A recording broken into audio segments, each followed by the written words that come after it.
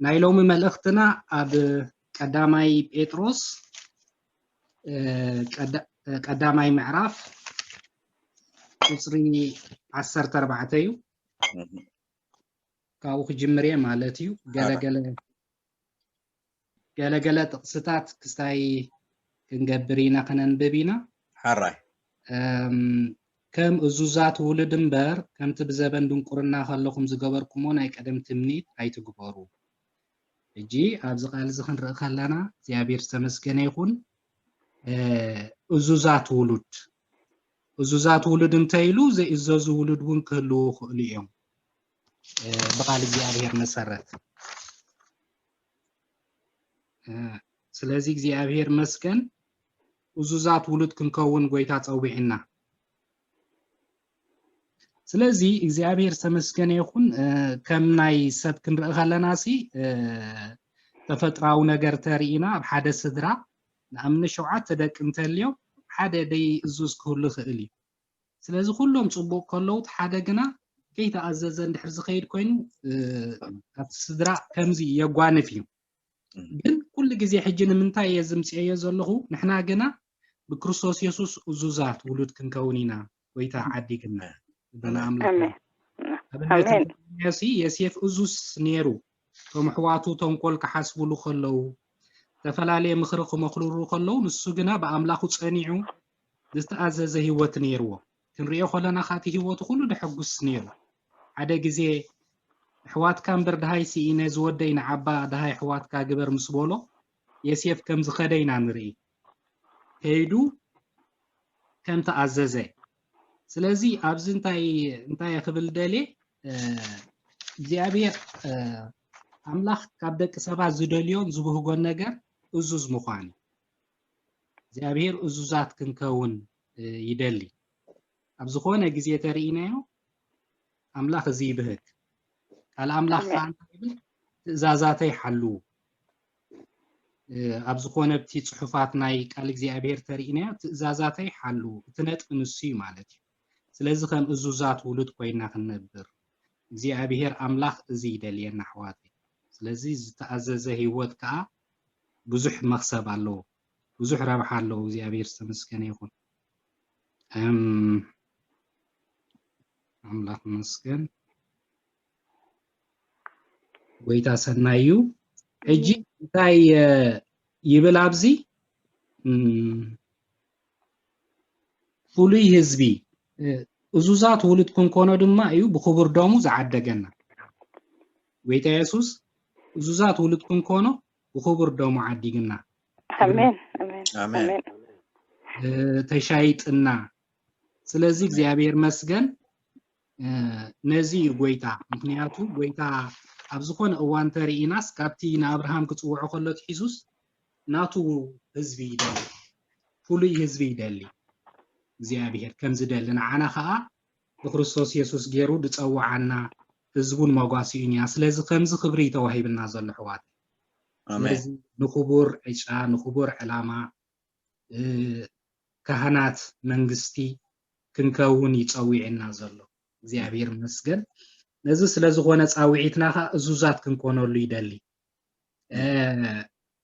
ከምኡ እንተሪኢና ኣብ ሚክያ 6:8 ሓደ ቃል ኣሎ ሚክያ 6:8 ኣታሰብ ኢሉ ኣነ ድሓን ዋላ ከምቡበ እሱ ሰናይ ዘበላ ኣፍለጠካ እግዚአብሔር ሲ ቅንዕና ክትገብር ምሕረት ከዓ ክትፈቱ ምስ ኣምላኹን ብትሕትና ክትመላለስ ተዘይኮይኑስ ካባኻ ዝደልዮ እንታይ እዩ ሕዋት እግዚአብሔር መስገን እግዚአብሔር ትንትን ኣይበለና እዚኣ ነገር ክንእዘዞ ከም ዝደሊ ካባና ዝደልዮ ነዚ እዩ ስለዚህ እግዚአብሔር መስገን ኣምላኽና ያው ኣምላኽ እዩ ክንእዘዝዎ ሰብ ይደሊ ሰብ እንታይ ይብል ደይኮነስ ኣምላኽ እንታይ ይብል ክንብል እግዚአብሔር እንታይ ይብል እግዚአብሔር እንታይ ይብለኒ ከም ህዝቢ ኣምላኽ ሰብታይ ከይብለኒ ሰብታይ ከይገብረኒ ኢሉ ምሽ ዳዊት እግዚአብሔር ረዳእየ እዩ ሰብ ከንታይ ከይገብረኒ ክብረና ኣምላኽ ይኹን ስለዚህ እግዚአብሔር ምሳኻ እንተ ኮይኑ እትዝበለጸ ነገር እዩ አሜን ስለዚ አተኩሮ አምላኽ ኣብቲ ንገብሮ ንጥፈታት ዘይኮነስ ኣብቲ መንፈሳዊ ህይወት ይትዛዕበየ ነገር አተኩሮ ናይ እግዚአብሔር ሕራይ ንጥፈታትና ጽቡቕ እዩ ግን እቲ ላዕልን ታሕትን ምባልና ካልእ ማልእ ኣይኮነን እግዚአብሔር ኣብቲ ምእዛዝና ይርኢ እግዚአብሔር ኣብቲ ህይወት ይርኢ እግዚአብሔር ዝተመስገነ ይኹን አቤልን ቃየልን እንተርኢናዮምሲ ክልቲኦም እዮም መስዋዕቲ ኣቕሪቦም ግን አቤል ቁኑዕ ነይሩ ካብ ልቡ ንኣምላኸይ ልሕልንኡ ጽሩይ ኮይኑ ኣቕሪቡሉ እግዚአብሔር ከዓ ናብ አቤልን ናብ መስዋዕቱን ጠመተ ይብለና ክቡራት ኣሕዋት ሕጂ እንታይ ንምባል ዘምጾ ዘለኹ ካባይ ጀሚርኩም ኩሉ ግዜ ትክንሪኦ ዘለና ነገር ክንርእን ማለት እዩ ስለዚ እግዚአብሔር ናብ አቤልን ናብ መስዋዕቱን ረአየ ይብለና ልቡ ሓቐንኡ እቲ ቅንዕንኡ ርእዩ እግዚአብሔር ከም ድባረኾነ ርኢ ክብርን እግዚአብሔር ንሕና ከዓ ኣብ ቅድሚ ኣምላኽ እንድሕር ሞቲብና ከምኡ ኮይኑ እግዚአብሔር ዕዚዙ ክባረኸና እዩ አሜን ኣምላኽና እሙን ኣምላኽ እዩ ጥራይ ንሕና ንተኣዘዙ ኣሕዋተይ ንእግዚአብሔር ተኣዘዝናዮ ከዓ ኣይንኸስርን ኢና ክብርን ኣምላኽ አሜን አብርሃም እንታይ ኢልዎስ ንአብርሃም እንታይ ኢልዎስ ኣብ ቅድመይ ተመላለስ ፍጹም ከኣኹን ኢልዎ አሜን ኣብቲ ክንርኢ ከለናስ አብርሃም ብዙሕ ድሓቶ ሕቶ ነይርዎ ጎይታ ግን እንታይ ኢልዎ ስኻ ጥራይ ተመላለስ ኢልዎ ነገራት ይጸልምት ነገራት ኣይቕናዕ ኣብ ቅድሚ ኣምላኽ መመለላስ ክንደይ ረብሓ ኣለዎ አብርሃም ከዓ ድሓር ከም ተባረኸ ኢና ንርኢ መለክዕ ኩሉ በረኸት ከም ዝኾነ እግዚአብሔር መስገን ስለዚ እዚ ይደሊ ካልእ ንፈልጦ ሓሳብ ጥቕሲ ዘሎ እስራኤላውያን ዝለመድዎ ነገር ነይሩ እንታይ ኢልዎም ሽዑ ብዙሕ መስዋዕትታትካ እንታይ ኢለዮ መስዋዕቲ ብዙሕ መስዋዕትታትካሲ መሊኡ ኣሎ ኢልዎ እግዚአብሔር ዝደልዮ ግና እንታይ ኢልዎ መስዋዕቲ ኣምላኽ ግና ስጉርን ቅጥቁጥን ልቢ እዩ ይብል እግዚአብሔር መስገን ስለዚ እቲ መስዋዕትታትና ኩሉ ጽቡቕ ክኾነልና ምእዛዝ ክህልዎ እዙዛት ውሉድ ከምቶም እዙዛት ውሉድ ኩኑ ኢልና ኣሎ ስለዚ እግዚአብሔር መስገን እንታይ ትደልየኒ ጎይታ ክንብሎ ኩሉ ግዜ የልየና ናትናኤል ሲፈሊጥዎ ጎይታ ኢየሱስ ሓደ ግዜ ንናትናኤል እንታይ ዝብለና እንሆ ጉርሕ ዘይብሉ ቁኑዕ እስራኤላዊ ኢልዎ ኣበይ ትፈልጠኒ ኢልዎ ናትናኤል ገሪምዎ ግን እንታይ ኢና ኣብዚ ንርኢ ጎይታ ልቢ ከም ዝርኢ ቅጥቁጥ ልቢ እግዚአብሔር ነዚ ቁጥቁጥን ስቡርን ልቢ ሸለል ኢልዎ ሓሊፉ ይፈልጥኒ ኣብ መጽሓፍ ቅዱስ ክንሪኦ ከለና ከም ጥዑም ጨና ከም ዘጭንዎ ንርኢ ስለዚ እግዚአብሔር ይደግፈና አሜን ቁጥቁጥ ልቢ ክህበ ስለዚ መስዋዕቲ ኣምላኽ ቁጥቁጥን ስቡርን ልቢ ከም ዝኾነ ኣብዚ ንርኢ ኢየሱስ ክርስቶስ ከዓ እንታይ ኢሉ ከምቲ ሕጂ እንድሕር ምስ ኣምላኽ ኣለኹ ጎይታ ርድኣኒ ክትብሎ ኣዝዩ ኣገዳሲ ምክንያቱ ምሳይ ኮይኑ ዘእክብ ይዞሩ ዝብል ቃል እውን ኣሎ ስለዚ ምስኡ ኮይና ክንእክብ ምስኡ ኮይና ከነብል ጎይታ ክንብሎ ልበይ ይርአ ክንብሎ እግዚአብሔር ይደልየና በቲ ዝህበና ሓይሊ ከዓ ንኩሉ ንኽእሎ ኢና በቲ ዝህበና ሓይሊ አሜን አሜን አሜን ካልእ ክንርኢ ከለና ናይ ማርያም ህይወት ንርኢ ማርያም ብዙሕ ግዜ ምስኡ ነይሮም ደቀ መዛሙርቱ ዘይፈለጥዎ ግብሪ ንሳ ጌራ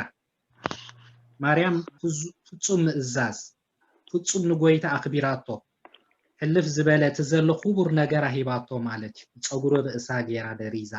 መን ምዃኑ ፈሊጣቶ ኢየሱስ ፍሉይ እዩ እግዚአብሔር መስገን አሜን ስለዚ ንሕና ከዓ ነዚ ጎይታና ንመድሓኒና ነቲ ዝሞተልና ነቲ ዝተበጀወና ነቲ ህይወቱ ከፊሉ ኣብ ክንዳና ተሳቀየ ጎይታ ንዓና ክብል ዝኩሉ ዝኸፈለልና ኩሉ እንትናና ክንህቦ እግዚአብሔር ካባና ምእዛዝ ይጽበ አሜን አሜን ስለዚ ካብ ኩሎም ሓሳብ ክቡር ነይርዋ ማለት እዩ ማርያም ስለዚ እግዚአብሔር ከዓ እንተርኢናዮ ኣብ መጽሓፍ ቅዱስ እግዚአብሔር እንታይ ኢሉ ኣነ ቀና ኣምላኽ ኢሉ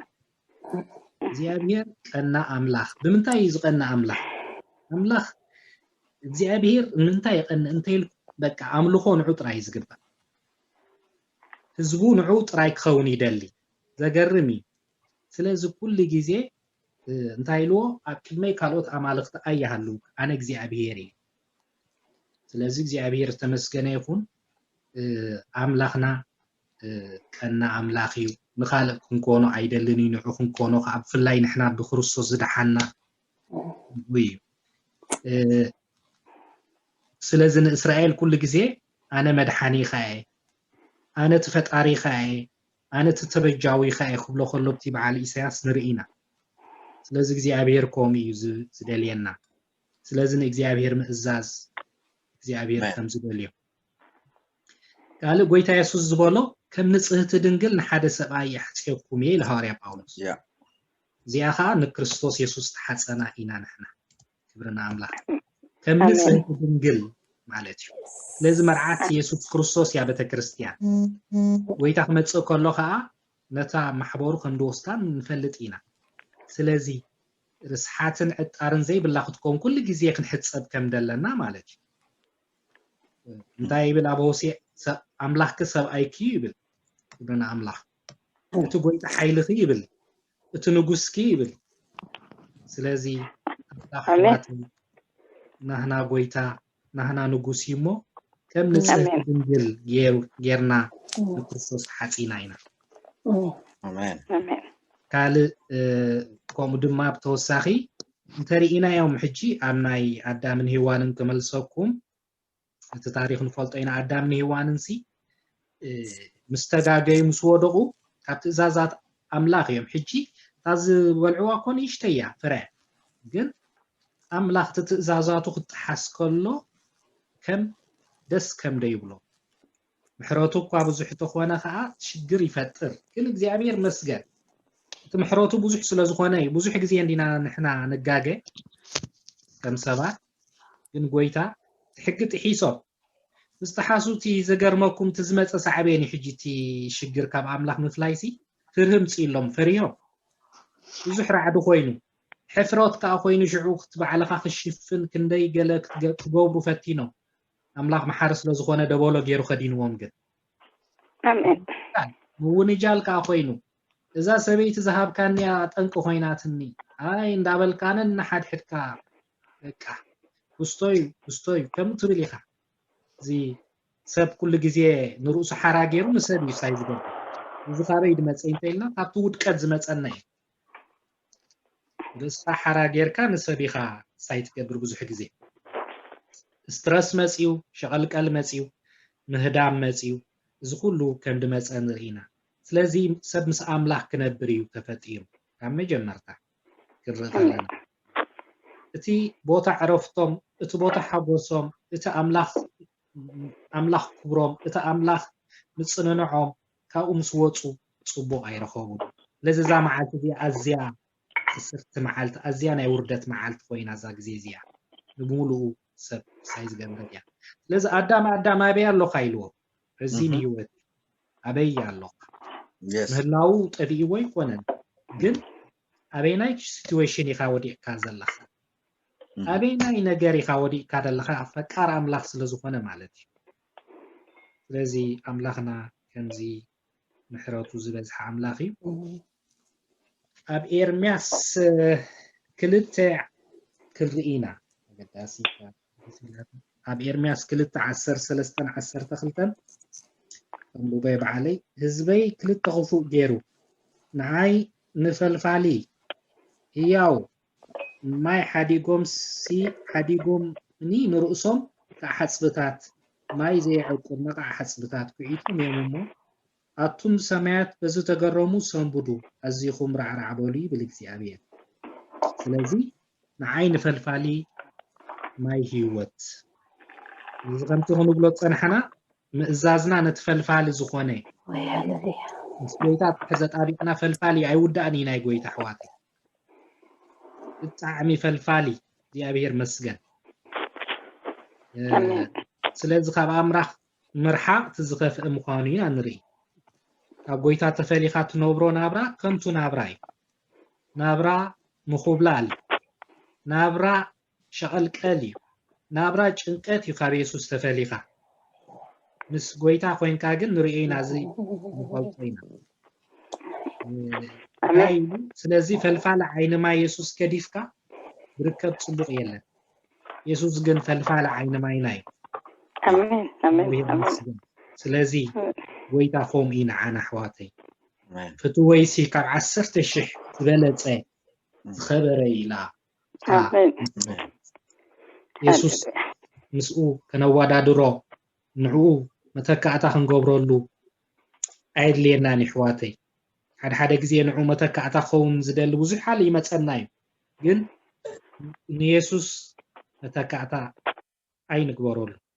Amen. ስለዚ እቲ በኣይ ዝኣምን ካብ ከብዱ ሩባታት ማይ ህይወት ክውሕዝ ይኽእል ክሳዕ ከምዚ ይብፅሒና ንዓና ካብ ከብዱ ሩባታት ማይ ህይወት ክውሕዝ ከም ዝኽእል ስለዚ ጎይታ ይባረኽ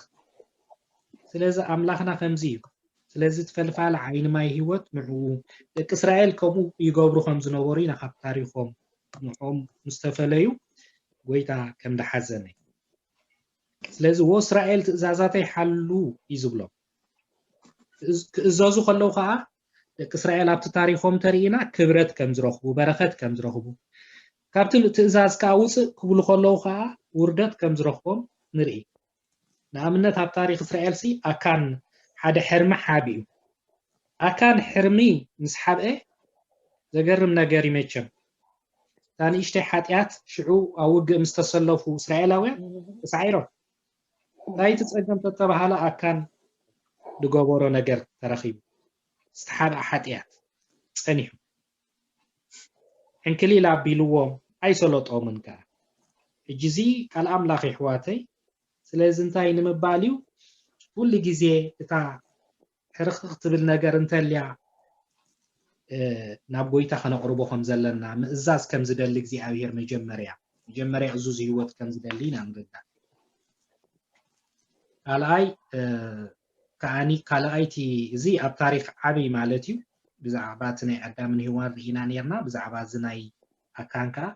ሓንቲ ካልእ ከዓ እዚኣ ኣብ ታሪክ እስራኤል ማለት ሳይት ኮነካ ካላ ኣብ ቀዳማይ ሳሙኤል 4 ማለት እዩ እዚ ከዓ ሓደ ክስታይ ኣብ ቀዳማይ ሳሙኤል 4 ዘሎ 4 ካብ 19 ክሳብ 22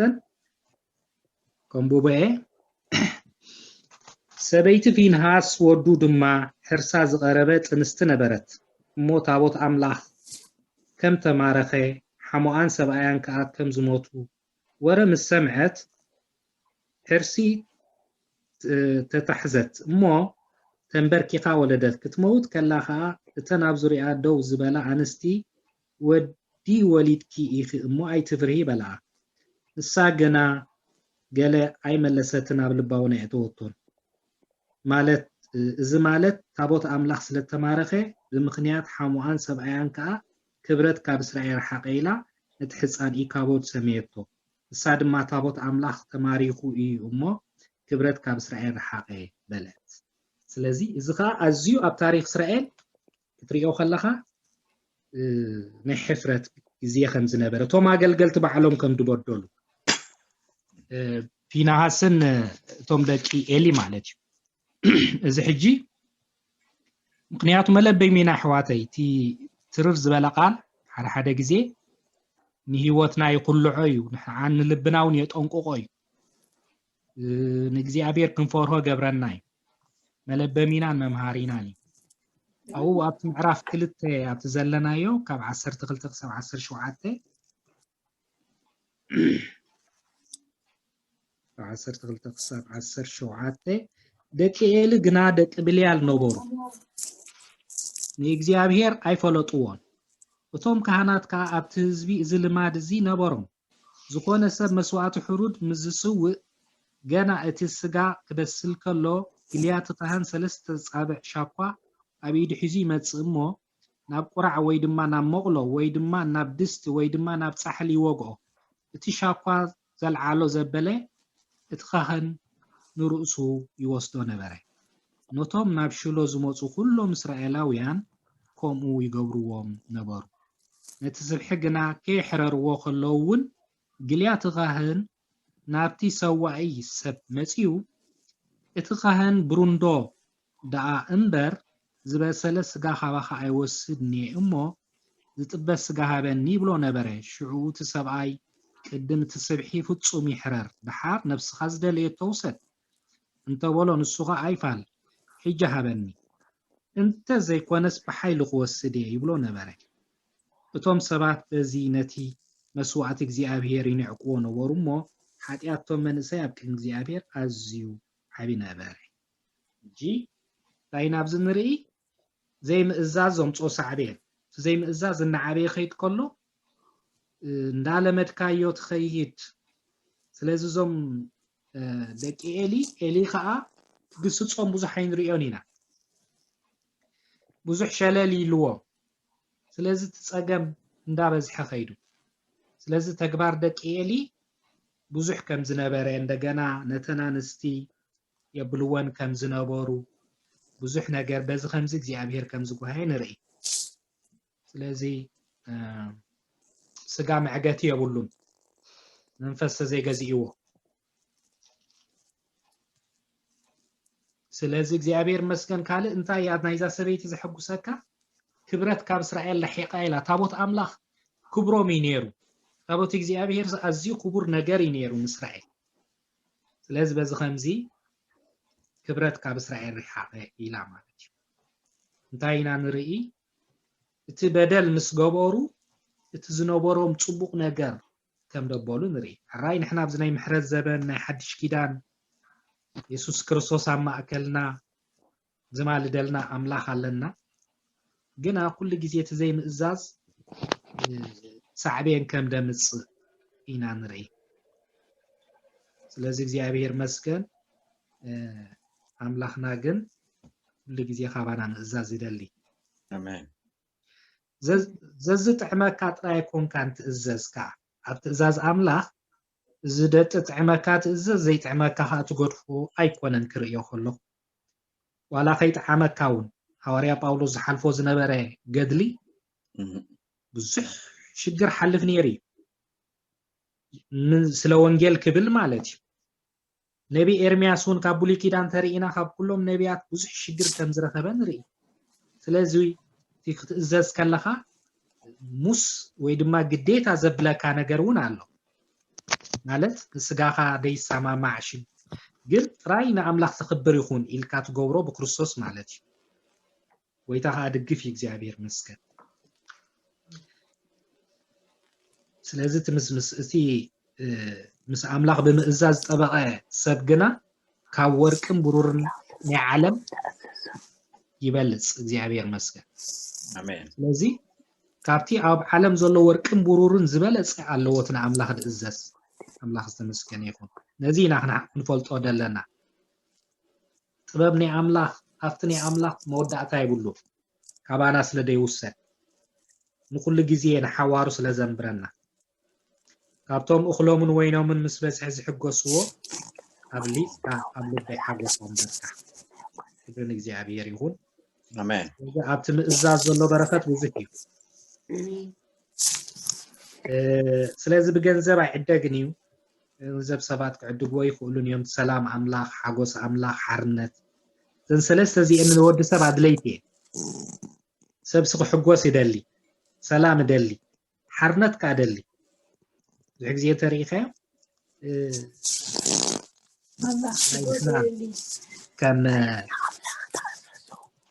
ሳልሳይ ዓለም እቲ ሓርነት ብጣዕሚ ኢኻ ዘድልየካ ነዚ ግን ኣብ ክርስቶስ ኢየሱስ ኣሎ ወይታ ይባረኽ ስለዚ ዝረኸብናዮ በዚ ንኣምላኽ ክነመስግኖ ይግባአና አሜን ስለዚ ንስኻትኩም ድበለፅኩም ኢኹም ኣሕዋተይ እዚ ሰላም ስለ ዘለኩም እዚ ህድኣት ኩሉ ስለ ዘለና ድበለፅና ኢና ካብ ዓለም ንሕና ስለዚ ነቲ ናታ ነገር ንብህግ ዘይኮና ንሕና ነቲ ናይ ጎይታን ንብህግ ሰባት ክንከውን እዚ እቲ ናህና ክስታይ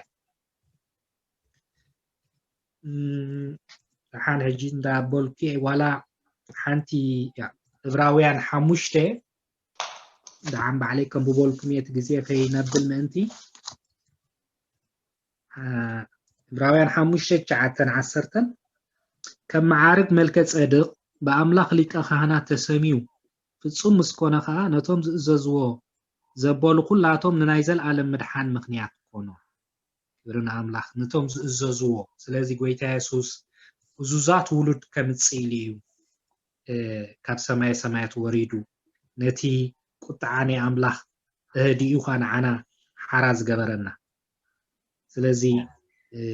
صوعنا نبرخت كنكوني برهان كنكوني شو كنكوني እግዚአብሔር መስከን ንያቱ ይልና ይስኹም ብርሃን ይኹም ስኹም ጨው ምድሪ ይኹም ይልና ጥቕሚ ናይ ጨውን ናይ ብርሃንን መቸም ርዳእናይ ብዘይ ጨው ሲ ታይ ትገብር ትኽእል ዝኾነ ይኹን መግቢ ዘይ ጨው ጨው ይዘራኽበና ብርሃን ከዓ ኸሙ ስለዚ ኮሚና ንሕና ስለዚ ንእስራኤላውያን كأن انتايو إسرائيل كمزيلي نقفهم نيرو مالتي إسرائيل زنقفولو زنبرا نجر مالتي حد قوانو نابانا زرعي ترير كساد هزبي بلو نيرو على وينيا اللي فينيا إلو تابتي معرفات نريو زنجر زي نخيت إزاز كمز قبركا سخا ترير كساد هزبي خايلو ناخ مسكن احنا بكريستوس يسوس كنا تحوتاتن ازوزاتن حزب كنكون እግዚአብሔር ይደልየና አሜን ስለምንታይ ስለዘይ ተአዘዙ ይቆም ይልዎም ማለት እዩ ሃይማኖተኛ አንተ ኮይንካ አሸጋሪ ይበት ሓደ ወገን በክርስቶስ ዳግም ድሕር ዘይተወሊድካ ፈልጠይና እዚ ኩሉ ዘሎ በዓል አሜሪካ ወላ ካል ዓድታት ዘሎ ሃይማኖተኛ አንተ ኮይንካ ትመንፈስ ተዘይቢልካ ቆሚኻ ትኾን ቆሚልዎም ድሓር እንታይ ኢልዎም ካን እስራኤል እዚ ህዝብ እዚ ኢልዎም ብኸናፍር የኽብረን ኣሎ ልቡ ግና ኸባይ ርሒቁሎ ኢሉ ኸባይ ርሒቁ ኢልዎም እዚ ኣብዙን ተሪኢና እግዚአብሔር ነቲ ልቢ ወይ ነቲ ምእዛዝና ከም ዝደሊ ንመን ክጥዕሞ ይኽእል ንዓና ኣምላኽ ተተኣዝየ ንዓዩ ድበዝሓለይ ጽቡቕ ንኹልና ይድበዝሓልና ኣሕዋተይ ለዚ ምስትውዓል ዘድልዮ ነገሪ ምሕሳብ ዘድልዮ ነገሪ ልብናን ምስና ያዳውና ልብና ምስአፍና እንደገና እንታይሉ ተቆይሱ አብ ማቴዎስ 23 ደሎ ንፈልጠይና ነቶም ፈረሳውያን አቱን ጉቡዛ ጸሐፍትን ፈረሳውያን ዝትገብሩ ይልዎ መምሃራን ክትባሃሉ ትደልዩ አብ ስፍራ መቀመጥ ከም ዝትደልዩ ሰብ ክሳለመኩም ትደልዩ ኢሉ ናይ ኣምስሉ ናይ ጥበራን ከም ዝነበሮም ንርኢ ኣብዙውን እንታይና ንርኢ ደይ ተኣዘዝዎ በቲ ዝገብርዎ ንጥፈታት ዘይኮነ ኣምላኽ ዝመዝኖ ግን ትውሽጢ ከም ዝኾነ ካ ንርኢ እዚ ክንብል ከለና ግን ንካህናት ወይ ንኣገልገልቲ ጥራይ ኣይኮነን ኣሕዋተይ ንኹሉ እዩ መለስኮም ንርድኦ ኢና ሓንሳ ነቲ ምእመን እውን ንርእሱ تطبق هيوت حق دي مزرع تزل خيا مخا بتعمي من لممات صدقتي زياده خنزي اخوينا لو خزيا تي قال عالماو زخونه تي كستايات جنا زي كستاي كوني ني املاح مجد حشوخن قال مالن بوتا يبلون بزح غزي اب انتاي تزاربو خمسي ام نحس خوينكم تزاربو يزبل قال املاح كانت يلو انون حقي اوشتي خاتدليو እግዚአብሔር ውሽጥ ይደልያታና ከነ ሐቅነት ታቀንዕና ታ ሞቲቭ ስለዚ ሕዋተይ ተሓደነት ሓደ ዘዋጣው ጦሉ ይኮነን ካብ ርእሰይ ጀሚረን ርእስና ኢና በአምላኽ ነብል ስተወምዙ ክስተከምቲ ድበሃል ነገር የለን ስለዚ እግዚአብሔር ዝተመስገነ ይኹን ሐቂ አውሽጢ ንደል ይደል እግዚአብሔር ልብን ኩላሊትን ዝፈልጥ ጎይታ ይኻ እግዚአብሔር መስገን معنا ختعملنا قومي دلي أملاح زيابير تمسجن يكون قومون أب إساس حمش تحدى قومي بلو إساس حمش تحدى خا جيتي زنبوبو زلخو تتقصي ستاي كوينس لتسمعني دنبب زلخو بزح مالتي أقداسنتو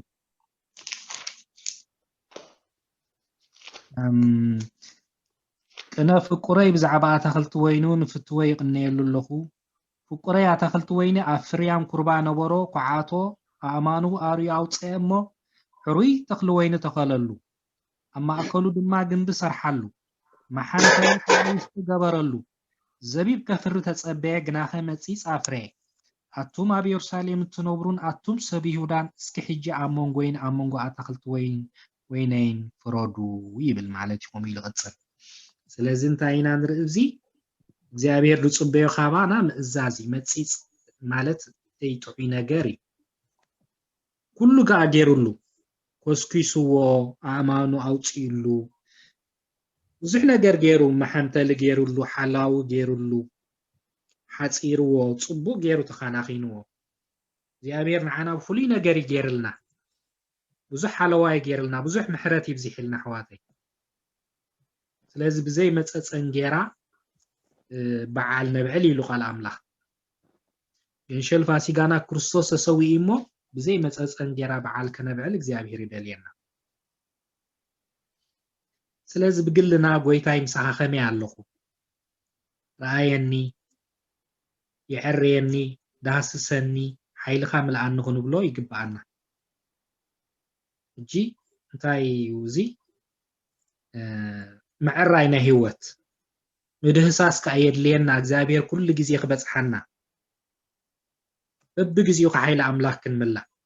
ሽዑ ከምዝ እንድሕር ኮይና አምላክ ተመስገነ ይኹን እናበልና ናዓበና ብምእዛዝ ንኸይድ ብምእዛዝ ናዓበኻ ተኸይድካ ጽቡቕ ይዝመጽእ ዘይናይ ምእዛዝ ናዓበየ ተኸይድኻ እንታይ ይዝመጽእ እንተይልና ጻሩይ ማለት እዩ ብዙሕ ንወት ይመጽእ ብዙሕ ካልእ ይመጽእ ስለዚህ ብምእዛዝ ናዓበና ንኸይድ ህዝብ አምላክ ክንከውን እዙዛት ውሉድ ኮይና ክንከደሉን እግዚአብሔር ሓግዘና አሜን እግዚአብሔር ተመስገነ ይኹን ዘበኑ ተሪኢናዮ አዚ ሰፍርህ ዘበኒ ብመንፈሳዊ መለክዕ አፍሪዮ ከለኻ ማለት ኩሉ ትሰምዖ ሕጁ ብፍላይ ሞኻ ጽቡቕ ዜና ይኮንካ ንሰምዕ ንሙሉእ ዓለም ይሕጅስ ገለ ሃገራት ውግእ ኣለወን ገሊአንካ ሰላም ይባሃል ነይሩ ተقدم እጅግና ሓፈሻዊ ማለት ካላይ ሰብ ተገላቢጡ ትሪዮ ስፍራ እትሓደ ስፍራ እትሓደ እትሓደ ህዝብና በህዝቢ መንግስትና መንግስቲ ተፈላለየ ነገር ኮይኑሎ ማለት ክላዓሊ ኢልዎምሽ ትቃሊ ፍጸማሉ ስለዚህ ኣብዚ ከምዚ ዝበለ ዘበን ንሕናኻ ምስ አምላክ ክንጠብቕ ኩሉ ዋላት ዘየድሊ ነገር ድጸልወና ኩሉ ክንበትኮ ዝተፈላለዩ ግዜኻ ድበልዕ ግዜኻ ድጥፍእ ነገር ኣሎ ማለት ንዕኡ እንዳበልና ናብ ጎይታ ከነብል ይግባአና ስለዚህ ሰብ ሎምን ዋኒናይቱ ጥራይ ዘድሃበሉ ዘበን ድቕስበካ ነገር ኣሎ ድቕስብ ማለት በቃ ናኡ ክንኽትኩር ዝገብረካ ነገር ናይ ናብራ ነገር ናይ ካልእ ነገር ማለት እጅሱ ምባሉ ይኮነን ግን ንሱ ሒዙስ ካብ አምላክ ከትርፈካ ዝደሊ ማለት እዩ ስለዚህ ከምታ ኣብ ከውሒ ተሰረተት ቤት ምሽልዋ ከም ኣኾይና ጽኑዓት ክንከውን ንፋስ ነፈሰ ውሒዝ ወሓዘ ኣብ ከውሒ ተሰሪታ እሞ ኣይተናኣናቕትን ክብርና አምላክ አሜን አሜን ያ ከምኡ ክንከውን ንኽእል ኢና ሕዋተይ ምንም ኣብ ጎይታ እንተሊናሲ كل جزء لمعنا خنبرينا كبرنا أملاك لذي أبقوا حمس سراتنا تنفاس كمتس قدنيو معبل كمتس قدنيو يمتع جنا ندحر نحنا تسريتنا لنا بتقالوا ندحر أبتي هي أو قالوا لنا من ما يجبرنا زي عبير مسكن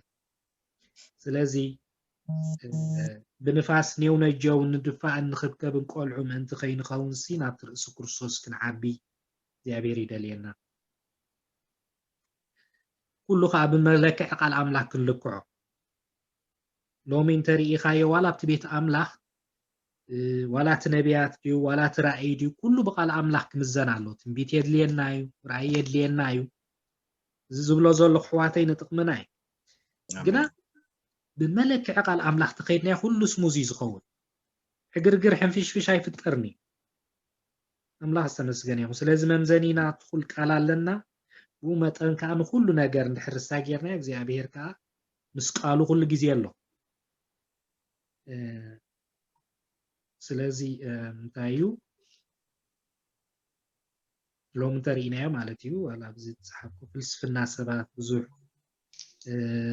كال زلو زلنا يو زبن سنة حساب نايسب إذا سنة حساب زبهال تعمي كبيت نجاري تي تجرينيا ولا خمان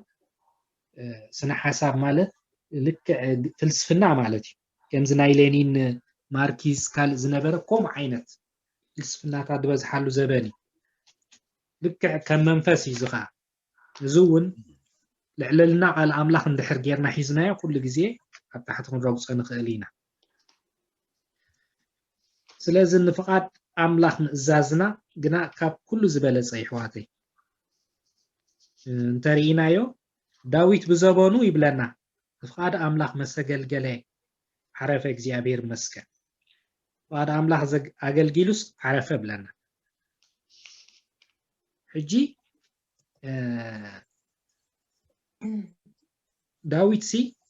بزحنا قرنير ووكوي داويت انترينا يو بسلطان أي تفتنن نفلطان نسلطان سعيرو بتعبيد أي تفتنن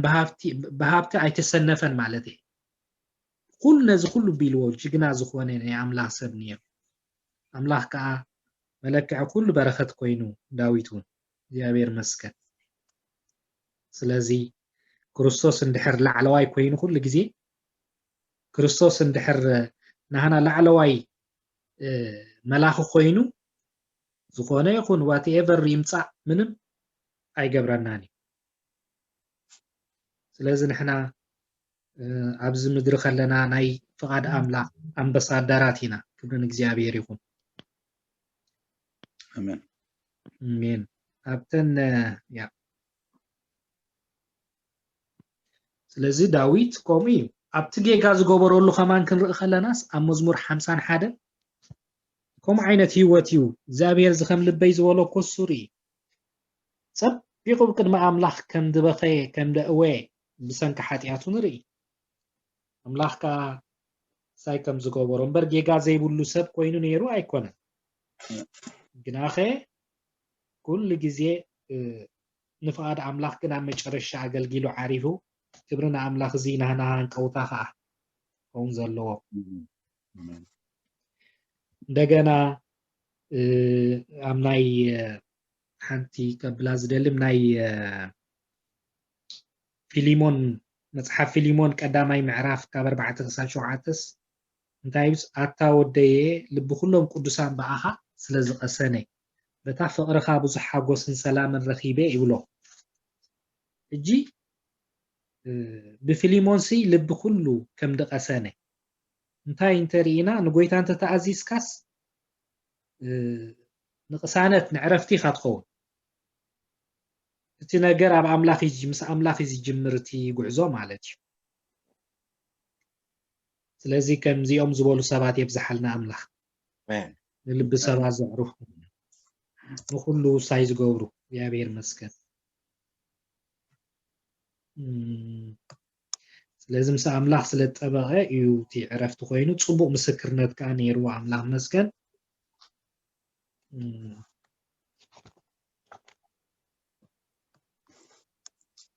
ስለዚ ትምእዛዝ ኩሉ ግዜ መክሰብ ኣለዎ ምእዛዝ ኩሉ ግዜ ንኣምላኽ እንተ ተኣዚዝካ እቲ መክሰብካ ከዓ ይዓቢ እምበር ኣይብልኒ ዳባረክ ኣብቲ ዘዳግም 28 ዘሎ ንፈልጦ ትጥቅስታት መሎሲኻ ብሩኽ ክኸውን እዩ እታውካ ምውፃእኻ ብሩኽ ክኸውን እዩ ኣሜን ኩሉ ክባርከካ እግዚአብሔር ዝባርኽ ኣምላኽ እዩ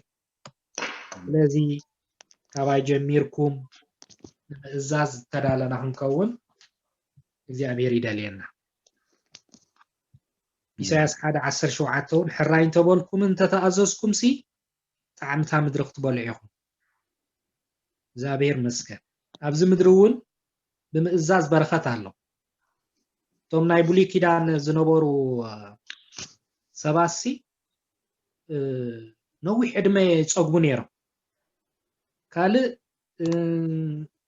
ብዙሕ ሃብቲ ከዓ ነይርዎም ቁፅራ ዘይክእላ ከብቲ ወርቂ ገለ በት ምድራዊ ነገር እዮም ዝባርኹ ነይሮም እቶም ናይ ብሉይ ኪዳን ዝነበሩ እጂ እግዚአብሔር መስገን እንታይ ናብ ዝሪ እቲ ጣዕምታ ምድሪ ብቕሳነት ብዕረፍቲ ክትበልዑ ኢኹም ዝበሎ ቃል ኣምላኽ ህያው እዩ ለዚ ንኣምላኽ ምእዛዝና ብኩሉ ነገር እዩ ብዓብዪ ህይወት እዩ ካልኣይ እቲ ናይ ኣምላኽ ህላውነት ምህላውከ ካው ዝበልጽ ነገር ኣሎ ዲ እግዚአብሔር ምህላው ተሊካ ሓንሳሓሳብኮ ህላውነት ኣምላኽ ክርሕቀካ ከሎ ከመይ ድስምዓና ንፈልጥ ኢና ርዳኣና እዩ ፕሬዘንስ ናይ ኣምላኽ ክመጽእ ከሎ ግን ናይ እግዚአብሔር ምድህሳስ ክመጽእ ከሎ ግን ኩሉ ጽቡቕ እዩ ዝኸውን ኩሉ ሰላም እዩ ዝኸውን እግዚአብሔር መስገን ስለዚ ቶም ናይ ብሉይ ኪዳን እግዚአብሔር ብኡ ከም ዝባረኾ ናይ በዓል ኢዮብሲ ዘይፍቀዳ 3000 ገመል ክንድዚ ነይሮም ከምኡ ናይ በዓል አብርሃም ማለት እዩ ለዚ እግዚአብሔር ከዓ መለክዕ ኩሉ በረኸት ኮይኑ አብርሃም ስለተኣዘዘውኒ ታይሉ ስሑብ ቲሞቴዎስ ቀዳማይ ቲሞቴዎስ 4:8 እቲ ስጋው ምልማት ሲሉ ንቁሩም ነገር ይስጠቅም ኣምልኾ ግና ነዛ ሕጂ ዘላ ህይወት ዚያን ነታት መጽእን ከዓቢ ተስፋ ኣለዎ እዩ እግዚአብሔር መስገን ለዚ እንታይ እንተሪኢና ሓደ ዝተማሃረ ሰብሲ ጽቡቕ ነበር ይብዝ ምድሪ ተማሂሩ ተቢሉ ኣብ ጽቡቕ ስራሕ ይበጽሕ ከምኡውን ሃፍታም ነጊዱ ድዩ ካልእ ድዩ ጽዒሩ ዲዶም ጾኻ ኣብዚ ምድሪ ነዚ ምድራዊ ነገር ከም ዝረክብ ንፈልጥ ኢና እቲ ናይ ኣምላኽ ኣምልኾ ግና ኣብዚ ምድሪ ዝ ኣብ ሰማይ እዩ ስለዚ ዝኸበረ ነገር እዩ ማለት እዩ እቲ ናይ እግዚአብሔር ነገር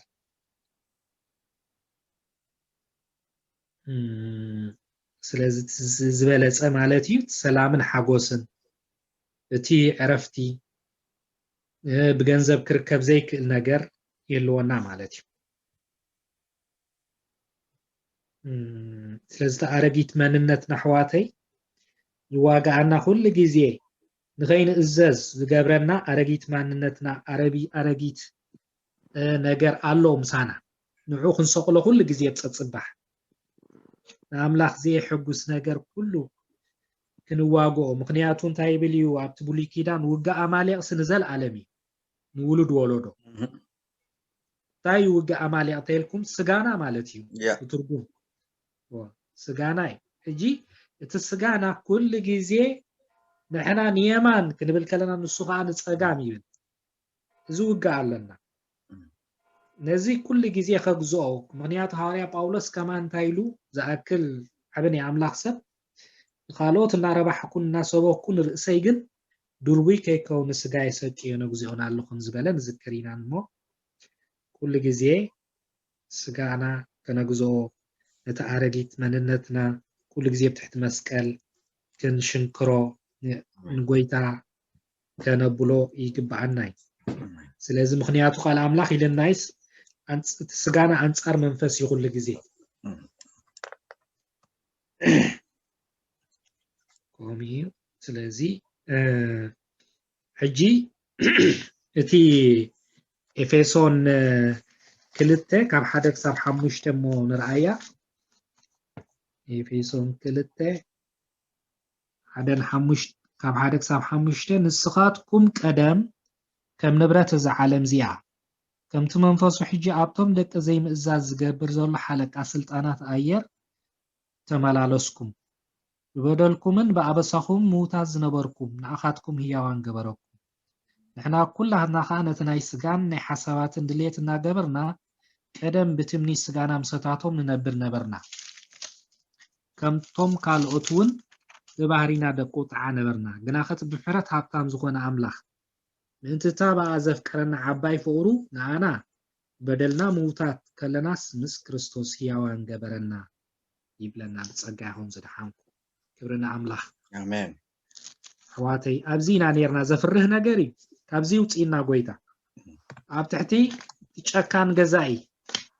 حلقة سلطانات أير بحيل انداقوم تسأن سبات أب زيد الليام زأتوا كاو أو تينا قويتا لذي أتون حيل أملاخني خاو جيرنا لازم إحنا هانتهم حلماويان كنقص اللهم يزلنا نحاورهم زي كوانا خندنقص اللهم كاو دما خما سرطون باتيخنا هنوصو እግዚአብሔር ተመስገን ይሁን ስለዚህ ንዓና ካብቲ ናይ ቀደም ስለዚ ተኣረጊት መንነትና እዚ ነይሩ ካልእ እሱ እዩ እቲ ቀንዲ መጠላልፎ ናይ ዘበን እዚ ከዓ እቲ ሓልዮት ሓዳር ዝበሃል ዘሎ እዩ ኣብዚ ግዜ እዚ ብጣዕሚ ካብ መጠን ንላዕሊ እዩ ንልቢ ዝከብድ ሓልዮት ሓዳር ጓሂ ሓጎስ ተድላ ናይ ዝዓለም እዚኣ እዚ እውን ርእሱ ከይሕቆኩም ይብል እዩ ኣብ ሉቃስ 21:34 ክሳብ ያነብቦ ምክንያቱ ኣገዳሲት ተወስያ እዚኣ 21 ካብ 34 ክሳብ 36 ዘሎ ግና ከታ መዓልቲ እቲኣ ኣብ ኩሉ ዝባን ምድሪ ንዝነብሩ ዘበሉ ከም መፈንጠራ ክትበፅሖም እያ እሞ ስስዕን ስኽራንን ሓልዮት ሓዳርን ልብኹም ከይከብድ እታ መዓልቲ እቲኣ ብድንገት ከይትመፀኩም ሲ ንነፍስኹም ተጠንቀቁ ስለዚ ካብቲ ዝመፅእ ኩሉ ነገር ንምምላቕ ኣብ ቅድሚ ወዲ ሰብ ደው ንምባል ሓይሊ ምእንቲ ክትረኽቡ ኩሉ ሳዕ እናፀለኩም ንቑሑ እዚ ዝንዓና መጠንቀቕታ ተዋሂብና ኣሎ እንታይ እዩ ስስዕን ስኽራንን ሓልዮት ሓዳርን ዝብሎ ዘሎ እዚ ኣብዚ ዓለምና ከቢድ ነገር ንደቂ ሰባት ድሕዞም ንክርስቶስ ከይሒዝዎ ከይእዘዝዎ ዝገብሮም እንታይ ድዩ ብዙሕ ግዜ ተሪኢኹሞ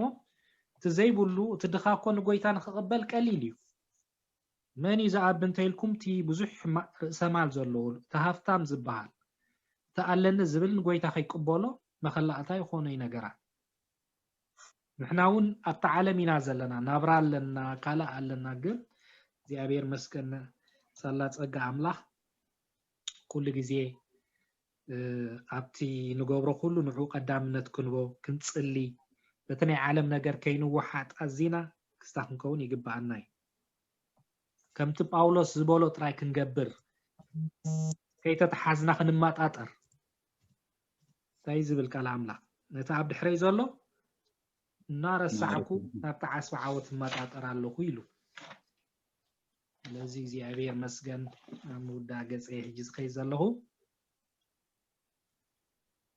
ስለዚ ንኣምላኽ ምግልጋልን ንኣምላኽ ምእዛዝን ይፈላለዩ ክልተ ክስታዩ ማለት እዩ እናገልገልና እውን እናገልገለ ሰብ እውን ከይእዘዝ ይኽእል እዩ ማለት ፍፁምቲ ኣምላኽ ዝደልዮ ምእዛዝ ከይገብር ይኽእል እዩ እና ሕጂ ኣነ ከየገልገለ ንኣምላኽ ዝእዘዝ ኣሎ እናገልገለ ንኣምላኽ ዘይእዘዝ ኣሎ እናተኣዘዘ እናገልገለን ዝነብር ንኣምላኽ ዝእዘዝካ ኣሎ ስለዚ እናተኣዘዝና እናገልገልና ንኣምላኽ ክንእዘዝ እግዚኣብሔር ይደግፈና እዚ ከምኡ እዩ ጎይታ ካባና ዝደሊ ስለዚ ኣምላኽ ዝተመስገነ ይኹን ኩሉ መዓልቲ ኣምላኽ ካባና ዝደልዮ ጎይታ ክእዘዘካ በቲ ትደልየኒ ክኸይድ ክንብሎ እግዚኣብሔር ይደሊ ኣብርሃም እንተሪእናያስ ከየም ማኻነየ እዩ ኣብ ዘፍጥረት 12 ናብታ ኣነ ዘርእየካ ምድሪ ውፃእ ክብሎ ከሎስ ምንም ኣየበለን ኣየማትአን በቃ ከምዚ እንዲሁ ዓለይተይ ዝንዝን ኣይበለን ከምታ ዘለዋ ወፂኡ እግዚኣብሔር ካ ባሪኽዎ ማለት እዩ ስለዚ ንሕና ከምኡ ካልእ እዙዛት ውሉድ ዝነበሩ ደቂ ኖህ እንተሪእናዮም ሲ እቶም ክልተ ሴምን ያፌትን ኣዝዮም ኣቦኦም ከማን ተጋጊዩ ሓደ እዋን ስታይ ምስ ገበረት ነቦኦም ዝነበሮ ሬስፔክት ተሪእናዮም እናድሓርሓሩ ሕፍረት ኣቦኦም ከም ዝኸደኑ ነቦኦም ዝነበሮም ተኣዛዝነት ንርኢ እዚ ከዓ ትምረቓ ከም ዝወረሱ ማለት እዩ تاينا حجب زنريتي تأزازاي هيوت مهلاو ربحو عاب مخان اندحر كمتنا إسرائيل اندحر زيتا عزيز كيت زينا إزاز نجار نعجبر كخير كها كل جزيرة تسقامات ريناينا لذي كم الزوزات ولد أملاك كوينا عن إزاز زي أبيري دليلنا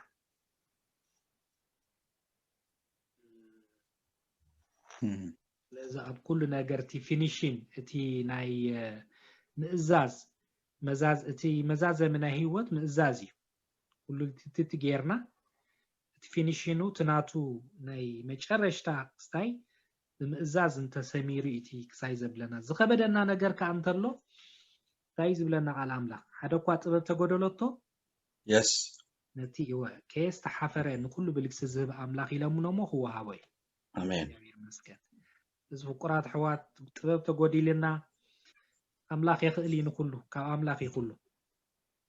سلومون كمو تببيو لمين ونيرو